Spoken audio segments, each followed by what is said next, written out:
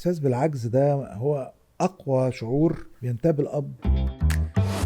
ابو ليلى في برغم القانون. انا عايزاك تنقل لي مشاعر ابو ليلى البنت المجني عليها، كان واصل لك ايه؟ ما هو أنا بحط نفسي مكان الشخصية. لو أنا بنتي تتعرض لظلم وكده أنا بتحطم. ده كان منقول لنا، يعني احنا كنا حاسين بحضرتك. إحساس بالعجز ده هو أقوى شعور بينتاب الأب، خصوصا لو مش قادر يعمل حاجة. ما هو علاج المشاكل اللي من النوع ده مش سهل، يعني مش بعصاية سحرية كده. في عجز، العجز ده تجاه الأبناء تهيألي إحساس أكتر حاجة صعب. مدمرة للأب يعني أو الأم. بالتالي أنا لو نجحت إن أنا أنقل هذا الشعور للجماهير يبقى أنا لا نجحت. انت حضرتك نقلت لنا شعور الاب بجد، يعني آه. الاحتواء، الطمأنينة اللي كنت بتبعتها لليلى طول الوقت وهي قلقانه زي ما بتقول، يعني ان انا مش قادر اعمل حاجه لجوزها، مش قادر، مفيش في ايدي حاجه. كل المشاعر دي كانت بتوصل لنا بحركات بسيطه جدا منا. لما حسيت ان انا ملياش فايده مش قادر.